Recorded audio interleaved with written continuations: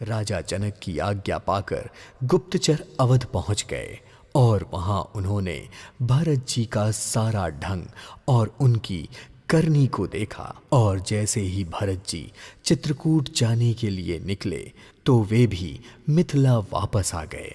और फिर गुप्त दूतों ने राजा जनक जी की सभा में उनसे भरत जी की सारी करनी का वर्णन किया। उसे सुनकर गुरु, कुटुंबी, मंत्री और राजा सभी स्नेह से अत्यंत व्याकुल हो गए।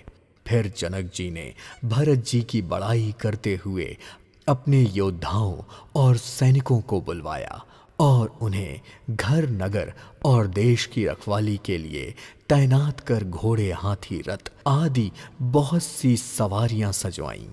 और फिर एक अच्छा सा मुहूर्त देखकर वे उसी समय वन जाने के लिए चल पड़े। राजा ने रास्ते में कहीं भी विश्राम नहीं किया, पर जब सब लोग यमुना में उतरने लगे तब हे नाथ, उन्होंने हमें खबर देने के लिए यहाँ भेजा है।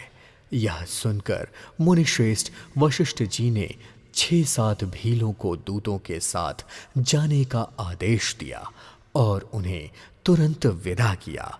जनक जी के आगमन की खबर सुनकर अयोध्या का सारा समाज हर्षित हो गया, पर श्री राम जी को बड़ा संकोच हुआ और देवराज इंद्र तो विशेष सोच में पड़ गए। कैकेयी मन ही मन ग्लानि और पश्चाताप की अग्नि में जली जा रही थी और उसे समझ नहीं आ रहा था कि वह किससे क्या कहे और किसे क्या दोष दे। पर इधर सब नर नारी प्रसन्न होकर सोच रहे थे कि अच्छा हुआ जनक जी के आने से हमें कुछ दिन और यहाँ रहने का अवसर मिल जाएगा। इस तरह सोचते सोचते सारा दिन बीत गया। दूसरे दिन सुबह होते ही मिथिलापति जनक जी के आने की खबर सुनकर श्री रामचंद्र जी अपनी सभा सहित आदरपूर्वक जल्दी से उठ खड़े हुए और फिर भाई, मंत्री, गुरु और पूर्ववासियों को साथ लेकर श्री रघुनाथ जी जनक जी की अगवानी के लिए आगे आगे चल पड़े।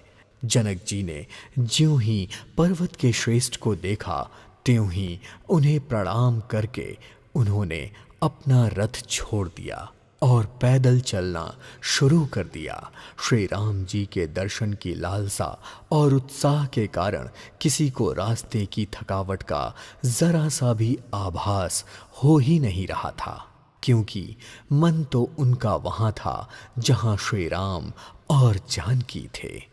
जनक जी मन की ऐसी दशा के साथ चल रहे थे जिससे उनकी बुद्धि मतवाली हो रही थी। श्री रामचंद्र जी को निकट आया देखकर सब प्रेम से भर गए और आदर पूर्वक एक दूसरे से मिलने लगे। जनक जी, वशिष्ठ जी आदि सभी अयोध्यावासी मुनियों के चरणों की वंदना करने लगे और फिर श्री रामचंद्र जी ने शतानंद आदि सभी जनकपुर वासियों, ऋषियों को प्रणाम किया।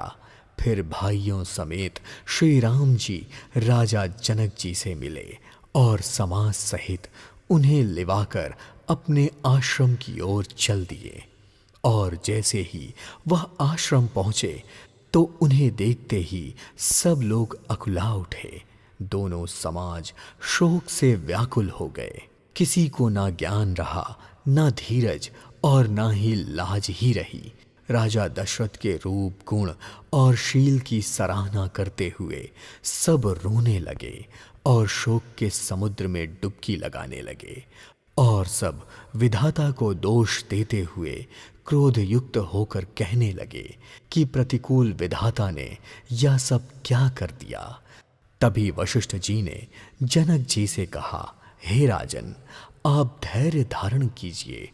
जिन राजा जनक का ज्ञान रूपी सूर्य अज्ञान रूपी रात्रि का नाश कर देता है, क्या मोह और ममता उनके निकट भी आ सकते हैं?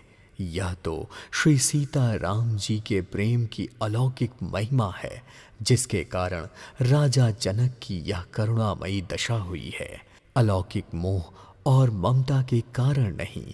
जो लोग अलौकिक मोह और ममता को पार भी कर चुके हैं, उन पर भी श्री सीता राम जी का प्रेम अपना प्रभाव दिए बिना नहीं रहता।